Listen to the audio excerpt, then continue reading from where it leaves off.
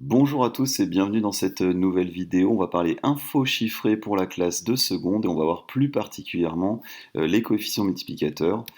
Voilà, le coefficient multiplicateur, c'est un outil extrêmement important pour les pourcentages et ça va être important de bien être à l'aise. Donc les bases, la définition tout simplement, hein. Le coefficient multiplicateur d'une hausse de A%, c'est 1 plus A sur 100. Le coefficient multiplicateur d'une baisse de A sur 100, c'est 1 moins A sur 100. Donc à calculer, voilà, on voit qu'il y a une petite formule à savoir, mais elle n'est pas bien difficile.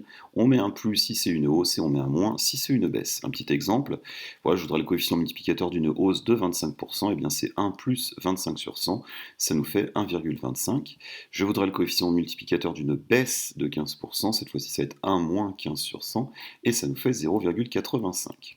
Alors déjà, un petit conseil, c'est qu'il faudrait que vous soyez rapidement à l'aise pour trouver un coefficient multiplicateur ou pour pouvoir l'interpréter comme une évolution.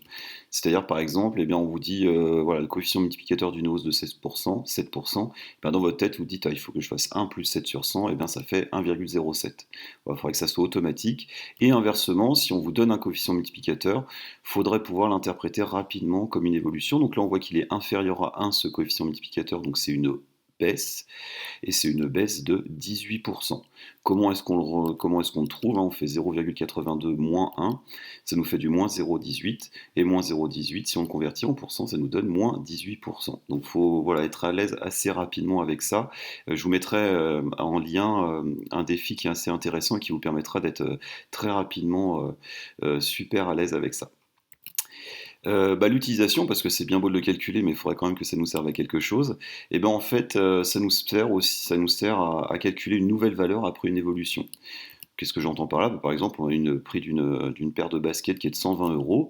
Le commerçant fait une réduction de 10% sur ce modèle-là et on voudrait connaître le nouveau prix directement, sans avoir à calculer comme au collège eh bien, les 10% de 120, puis faire 120 moins eh bien, ici les 12 euros pour trouver le nouveau prix. On voudrait l'avoir directement parce que c'est intéressant notamment quand on travaille sur des tableurs et autres, ou quand on fait des évolutions successives ou réciproques, comme on le verra dans une prochaine vidéo.